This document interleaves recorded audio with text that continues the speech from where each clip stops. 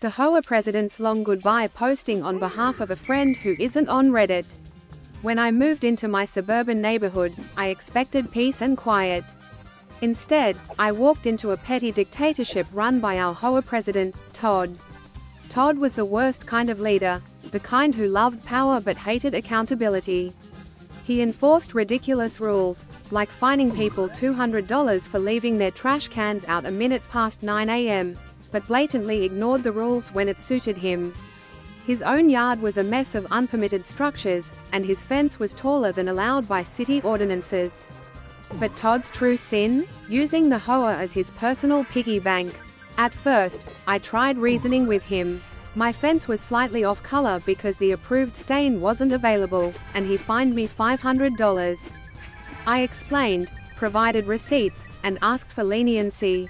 Todd smirked, said, "Rules are rules," and walked away. That's when I decided I would take him down, not with screaming or public arguments, but methodically, legally, and in a way he'd never recover from. Step 1. Become the inside man. Todd's first mistake was underestimating me. I volunteered for the HOA board under the guise of wanting to get involved in the community. I played the part of the eager, naive newbie perfectly. For 2 years, I attended every meeting, quietly observing how Todd operated. I learned he controlled the board by bullying other members and burying them in paperwork. He'd push through votes when only his allies were present and conveniently lose paperwork submitted by dissenting homeowners. I kept my head down, took detailed notes, and waited. My goal was to outlast his term as president so I could begin making changes. Then I discovered Todd's second mistake. He wasn't just a bully, he was a thief. Step 2. Follow the money. Todd loved to brag about how he kept the HOA's finances in order. But something didn't add up. The annual HOA fees were high, much higher than in similar neighborhoods, but the common areas were falling apart. The pool was closed half the summer due to maintenance issues, and the landscaping looked like it hadn't been touched in months. I started digging. As the HOA treasurer, Todd had access to all the accounts, but he was notoriously cagey about sharing financial details.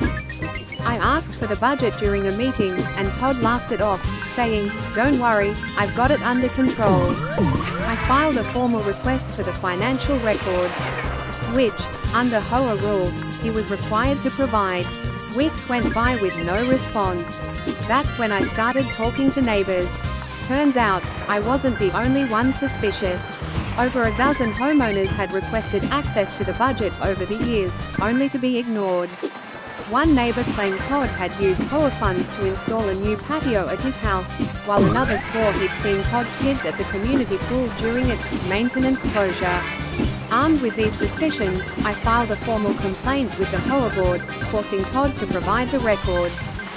He stalled, but I wasn't backing down. Step 3. Build the case. When Todd finally handed over the financial documents, they were a mess. Invoices were missing, payments were mislabeled, and some expenses were downright bizarre. A $15,000 landscaping fee, paid to a company that didn't exist. Thousands spent on administrative costs, with no explanation. I cross-referenced the HOA's bank statements with public records and found the smoking gun.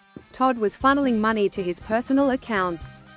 Even better, I discovered Todd had been inflating contractor fees, pocketing the difference, and splitting the profits with his buddy, a shady contractor who handled most of the HOA's maintenance.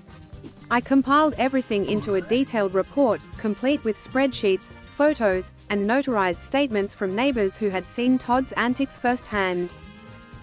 Step 4. The coup. I waited for the annual HOA meeting, which was typically a snooze fest attended by only a handful of homeowners. But this time, I made sure people showed up.